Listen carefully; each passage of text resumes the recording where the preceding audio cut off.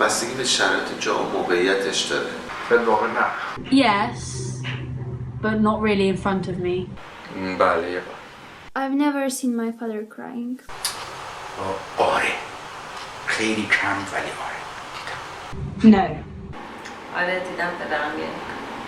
No. نه من ندیدم که تا به جلوم گریه کنه. No, I never saw him crying. اصلا یادم نمیاد. Yes, he did.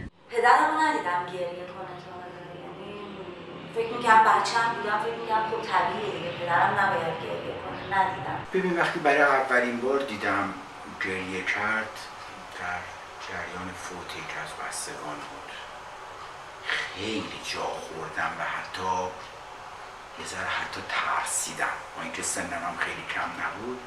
انقدر اون مشکل شدید بود که بابای من گریه کرد.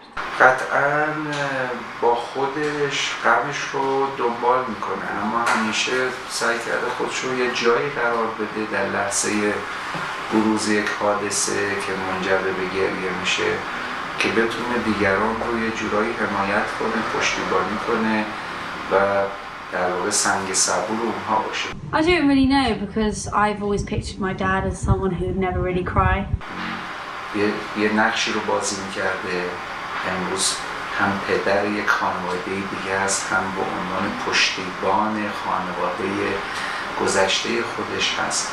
در جایگاهی که قرار گرفته به نظر میاد که این مجال رو بهش نمیده که غیر از این فکر کنه که ستون خانواده است. توی صحبتاشون میشه فهمید که خب طبیعتا نباید این اتفاق بیفته. مگه میشه آخه؟ I may think he's weak as I see him as a strong figure. مرد مشکلشو قورت میده، یا درست میسازه با مشکلش یا قورتش میده یا راه حل براش پیدا میکنه. Yes, I have heard men don't cry. Maybe in films, like it's just a medium.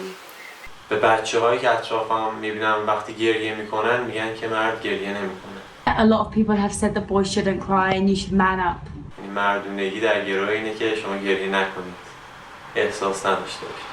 مردونگی ارزشه که نمیدونم چیه. نمیتونم بگم که چی هست، ولی میتونم بگم که خیلی از چیزهایی که ما امروز فکر میکنیم مردونگی نیست. فکر میکنم مردانگی و زنانگی خیلی ربط مستقیمی به نقشی که این جهان مرد سالار، این دنیای مرد سالار تعیین کرده و عنوان بندی کرده مرتبط. گریه چون اصولاً ترجمانش یک علامت ضعفه، میگن آقا گریه نشانه ضعفه، چون چطور ایشون هم میگن مگه تو بچه شدی که گریه میکنی؟ یعنی فقط کار بچه هاست، بچه چون ضعیفه میتونه گریه کنه، به مرور که بزرگ میشه دیگه گریه نباید بکنه. نزدش که خب گریه هم برای یک موجودی که سمبل قدرت باید در جامعه باشه توقیف میشه دیگه، اجازه نداره این کارو.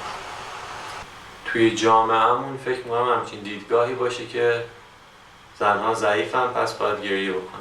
یعنی حتی توی دوستای دخترم خیلی دیدم که افتخارشون اینه که من تا حالا کسی گریه منو ندیده، من تا حالا توی جمع اشک نریختم، یا اگه من خیلی آدم قوی هستم. حدوداً 3 روز پیش اینطوری دیدم بابام گریه کرد. 3 سال پیش.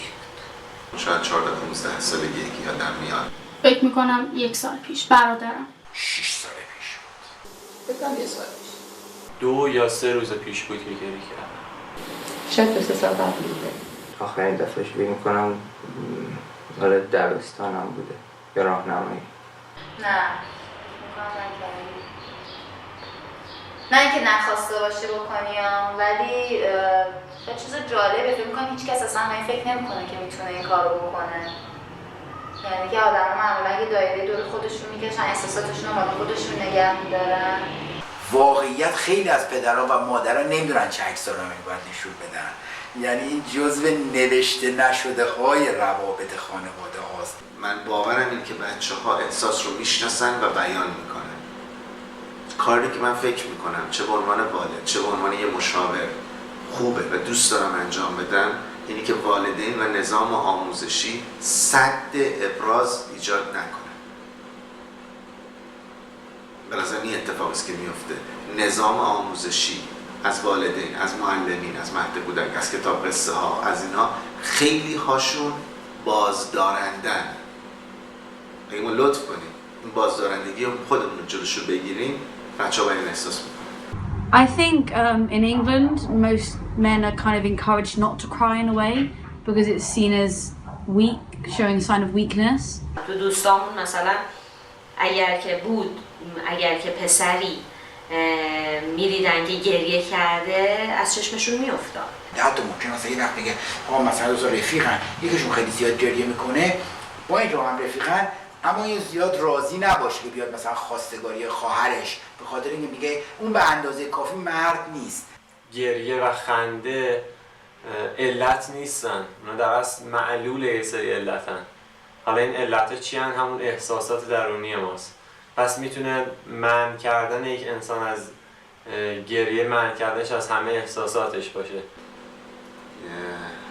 یه بار من در موقعیت خداحافظی با پدرم گریه کردم، آدمی تمسخر کرد و مسخرم کرد که گریه میکنی و گریه نکن و برو فردا بشین گریه کن یه جای دیگه آدرسی دادم.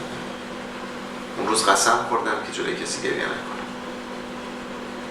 و این حدود 20 سال طول کشید تا من بتونم تو جمع بشینم گریه کنم و من میدونم که بیان احساس چقدر مهمه و واژه‌م این بود که در فرایند کار عملی مشاورم تو کانادا گفتم میخوام قلبمو پیدا کنم. در یه حد نرمال هیچ وقت جلوی ابراز احساسات منو نگرفتی، اما هیچ وقت به طور ویژه نیومدی روی این کار کنی که خب مثلا این آدمی که داره بزرگ میشه باید یاد بگیره که احساساتشو، همه احساساتشو خیلی راحت بروز بده.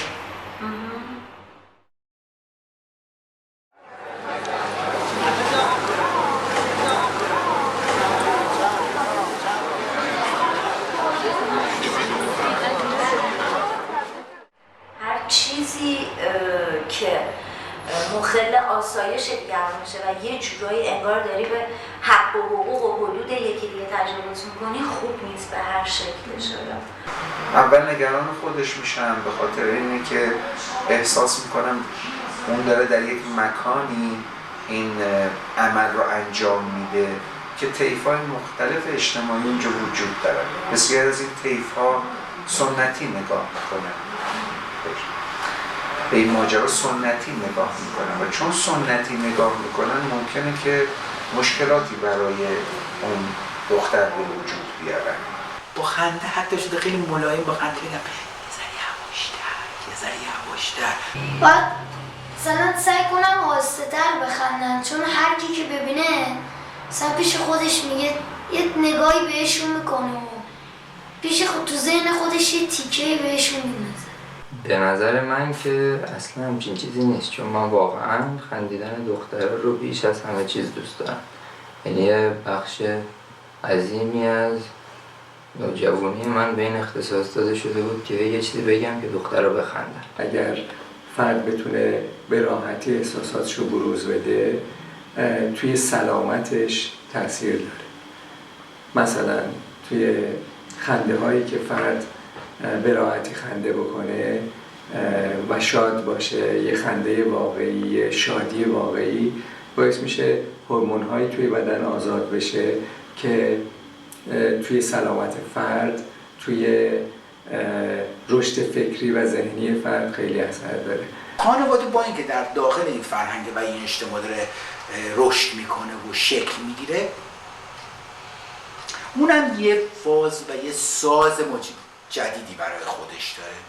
اون میگه برای حمایت از بچه خودم من ناچارم به اون رو بگم. یعنی حتی به اصطلاح دموکرات ترین پدرها وقتی دخترشون در یه جا میخنده میگه دخترم زیاد نخند، زشته. دختره که بپرسه بابا چرا زشته من بخندم، میگه خب راجبت فکر بد میکنن. یعنی اصلا خودش زیاد فکر بدی نمیکنه، ولی میگه اجتماع و فرهنگ ما به من دیکته کرده که من به تو این رو بگم، زیرا که میترسم راجع به تو فکر بد بکنن. خیلی موقع شده که من بلند بلند میخندیدم، مامان گفته که ملیکا زر آرومتر. گفتم چرا؟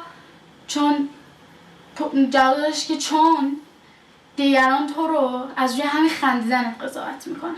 دختر اگه زیاد بخنده جلفه، دختر اگه زیاد بخنده میشه اصلا دنبالش افتاد. همچین چیزی بسیار نابودگر و داغون کننده است، باعث میشه جامعه خراب بشه. یعنی خیلی اسکیلش گسترده است، فقط این نیستش که یه دخترها غمگین بشن. یه جامعه به وجود میاد که یه سری نمیخندن، یه سری واسه خندیدن هم تلاش نمیکنن و بعد خندیدن همو نمیبینن و یه جامعه غم انگیز میشه. من فکر میکنم ما خیلی وقتا مجوز بیان احساس به دیگران نمیدیم تا آرامش خودمون حفظ شه. چون وقتی احساس بیان میشه ارتباط تقویت میشه. وقتی ارتباط بیشتر شد من نگرانم که مسئولیتی رو دوشم بیفته، من نگرانم که لازم باشه کاری بکنم. برای که از خودم مراقبت کنم ترجیح میدم از احساسات آدمو دور باشم. من نمیدونم، من واقعا از همچین چیزی خیلی متاسفم. اندازه کودکان سومالی از همچین واقعی متاسفم. No matter who you are, women or men, you shouldn't feel shame about showing your feelings and expressing yourself, because that's who you are and you don't have to change it or hide it, because it's beautiful the way that it is. من امیدوارم که جامعه‌مون، اجتماعمون جامعه‌ای باشه که توش در واقع فعالیت و رفتارهای غیر انفعالی توش صورت بگیره. اون وقت فرقی نمیکنه که جامعه ما خب چه مقدارشون میخندن و چه مقدارشون گریه میکنن. این گریه رو کدوم جنسیت انجام میده و خنده رو کدوم جنسیت انجام میده. ما یک جامعه پویایی داریم که توش میتوانیم به راحتی احساسات خودمون رو بروز بدیم.